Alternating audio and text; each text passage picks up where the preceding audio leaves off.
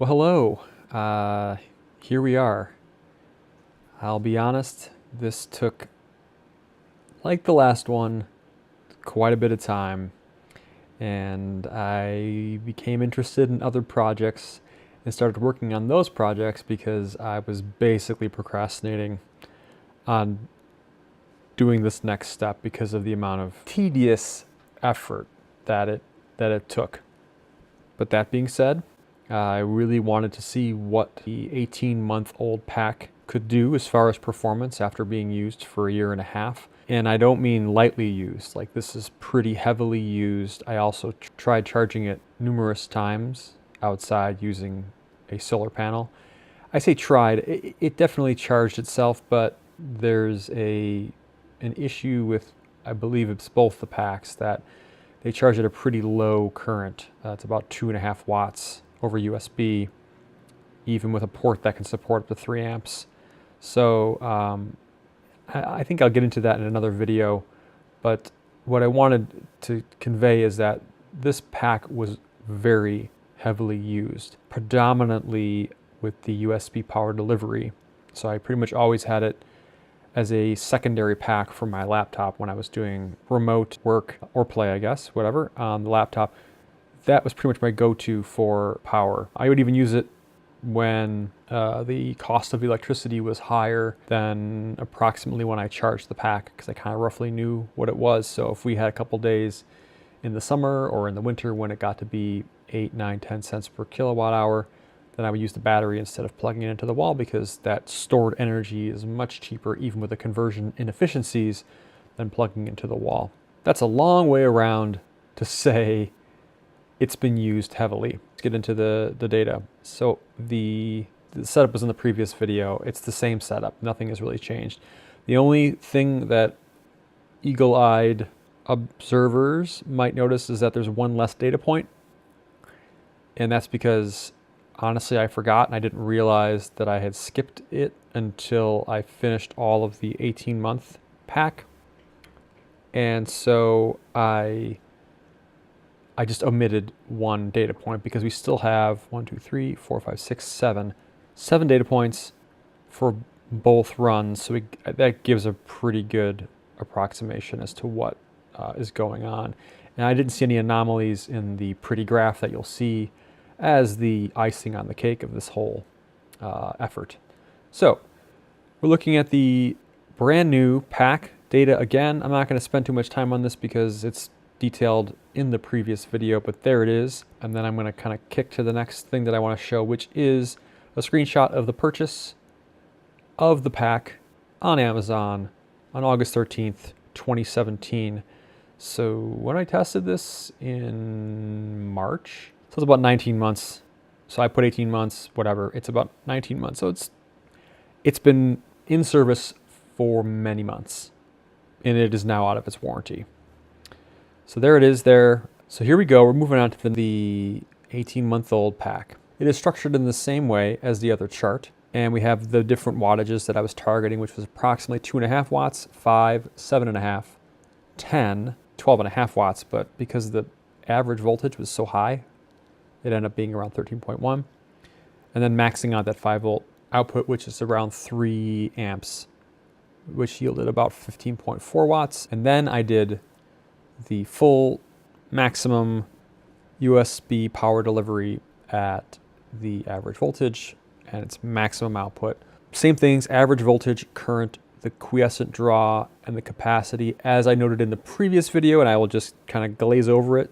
If it doesn't make sense to you, please watch the previous video. Really what we're looking at here is the capacity plus the quiescent power draw compensation, and that takes into account both what we measured with the synthetic load plus how much that load contributes. The synthetic load contributes to the total depletion from the battery. You add those together, you get your actual output. We see the efficiencies that were still very high, still lightly loaded, about 2.5 watts up to around 10 watts, stayed into the low to mid 80s. And then as we get into the higher amperages, 13.1 watt and 15.4, start hitting around 80% efficiency, which is still good, still quite good. And the fully loaded 27.6 watt discharge hit about 74.23. So with the battery pack really, really loaded, it definitely started to kind of slump down a little bit. And without any further delay, I will take you over to the next slide, is the pretty graph. And so the green line is the new pack, and the blue line is the 18-month-old pack. And as you can see, it's pretty flat along the USB powered stuff, the USB non-power delivery, where it's using a buck converter pretty much all the time. And so while the efficiency has dropped by about, looks like around 3 to 4%. So that doesn't mean the efficiency has dropped. It means the cell capacity, the battery pack capacity has effectively dropped. But that varies. The cell capacity varies based on how hard it's being driven. And so you can see that those cells, as you get to the right-hand side of the graph, when those cells are pushed really hard, then it starts to, it actually becomes a little bit discontinuous at that last data point and falls into around 74%. But I have to say, we're still talking 74% efficiency, so that means that across the rest of the range of this thing, if you were to take the efficiency of the pack and then look at what the overall efficiency, the conversion efficiency, because we're looking at, you know, I mentioned this in the previous video and I'll mention it again in this video, we're looking at the total end-to-end power efficiency profiling. So we're not talking about the cells independently and saying, oh, is it 96.48 watt hours? No, we're not looking at that. We're looking at the whole thing together. So it's the cells, it is the electronics inside of the pack that does the conversion, and then it is, you know, including contact area on the USB ports and all that stuff together on the pack to provide an overall numeric representation of how efficient the pack itself is. Now, I say all of that because when I refer them back to the cells and I say, okay, well, how much cell capacity is left? So we look at the batteries themselves that are contained within the pack. It's important then to look at it from the perspective of, okay, we'll look at the lowest number, we'll say 74% efficiency. Well, that 74% efficiency, if we look at that and say, so what we're really looking at here, when we start talking about the pack efficiency, we need to take, I didn't make a thing for this, but it's just something to kind of food for thought, which is the overall pack is 74% efficient. It does not mean that the cell capacity is 74%. The pack, the control electronics efficiency in the buck boost converter, when it's in boost mode, is somewhere around 90%. We have to take that into account when we look at the overall cells together that form that battery pack. We have to take that into account. So it would look something more like, and it's just kind of a simple math thing here, 0.74 divided by 0.90. And so at the worst case output, the cell's quote-unquote capacity is somewhere around 82%, which is on par with what you'd expect for something around a year and a half of age. I think we did 79.5, that was where the new pack was, and if we did the same thing, I would put it around 88%. And that makes sense because when it's really, really heavily loaded, you're getting heat coming off the batteries, you're getting heat coming off all the control electronics, you're getting a lot more loss because you're really pushing up against its operating envelope. So if we go back and just look at somewhere where the curve was a little more flat, let's say right around 10 watts. And in the green, our new pack, we are somewhere around like 87%. So we go 0.87, again, divided by 0.90.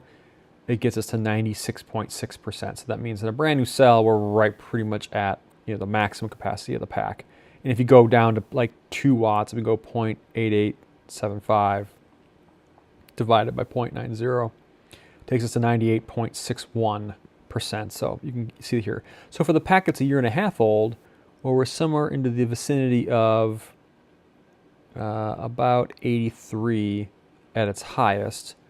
So 0.835 divided by 0.90 takes us to about 92.7. So it seems, roughly speaking, the pack's capacity after a year and a half and probably, oh geez, at least 200 charge cycles to probably 300 charge cycles is around 90% across its entire range. So that's pretty good.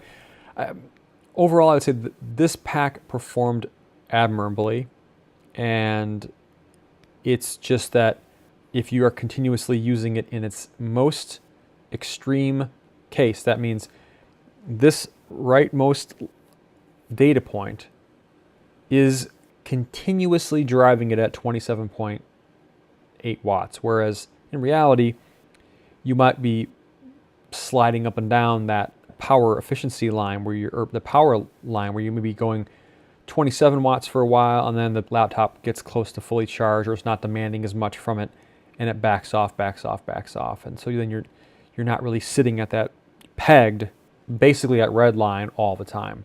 So what this provides and what the rightmost column data point provides, the most intense case that you could see this thing operating at, because it's kind of like an audio amplifier and saying like, what's the peak output? And you go like, define performance based on peak output. Well, peak output is a musical burst that occurs when you're driving the amplifier at its hardest. But most of the time you're not listening to music like that. It's a data point, but it isn't something that you should define the whole pack on it.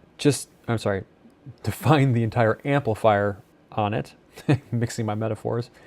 And so the same thing here. I wouldn't look at this beautiful graph and go look at the rightmost column and go, oh, the pack is, look at it, it's below 75%.